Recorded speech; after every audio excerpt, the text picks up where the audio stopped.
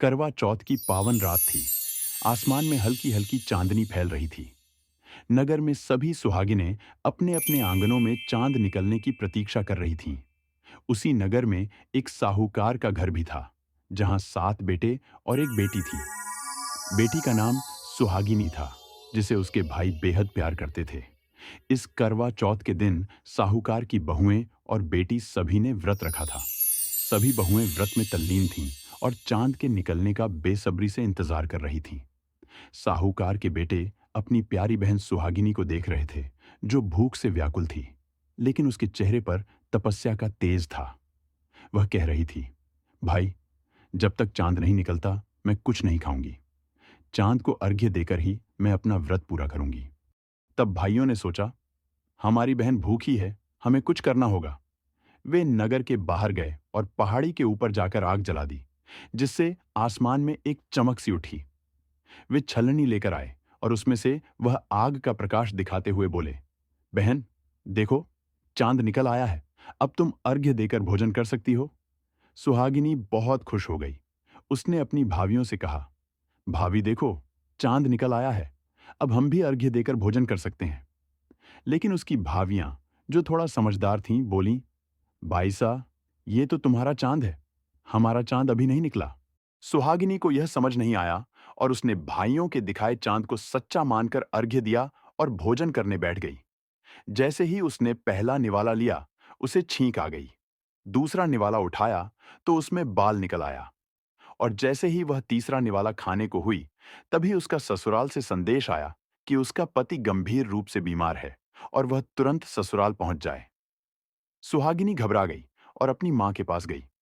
मां ने जब उसके लिए कपड़े निकालने की कोशिश की, तो पहले तो काले कपड़े निकले, फिर सफेद। सुहागिनी को अजीब लगा, लेकिन वह ससुराल के लिए चल पड़ी। मां ने उसे समझाया, बेटी, रास्ते में जो भी मिले, उसके पैर छूकर आशीर्वाद लेती जाना।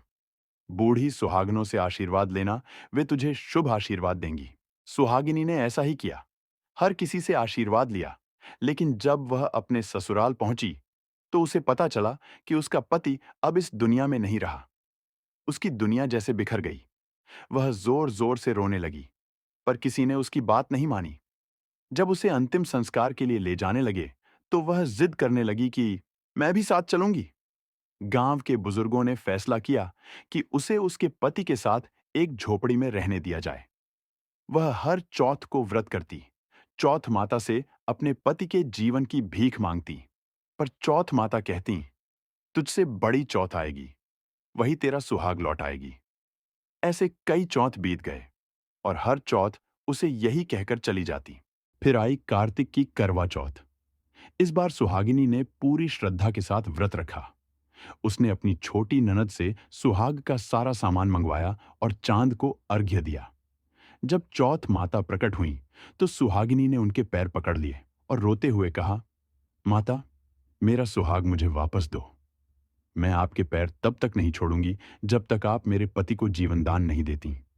चौथ माता ने उसकी परीक्षा ली और कहा, तू 7 भाइयों की प्यारी बहन है, तुझे सुहाग से क्या लेना देना। पर सुहागिनी अडिग रही। अंत में चौथ माता ने उसे आशीर्वाद दिया। अपनी आंखों से काजल, नाखूनों से मेहंदी और मांग से सिंदूर निकालकर उसके पति को वापस जीवन दान दे दिया। झोपड़ी को महल बना दिया। सुबह जब उसकी ननद आई, तो उसने देखा कि झोपड़ी की जगह महल खड़ा है। दौड़कर अपनी मां को बताया, मां, भाई जीवित हो गया है। सारा परिवार गाजे बाजे के साथ सुहागिनी को लेने आया और उसकी सास ने उसकी पैर छूते हुए कहा, तूने मेरे बेटे को वापस ला दिया, मैं तेरा धन्यवाद करती हूं। इस तरह करवा चौथ व्रत की कथा हमें सिखाती है कि प्रेम, श्रद्धा और धैर्य से कुछ भी संभव हो सकता है। जय चौथ माता।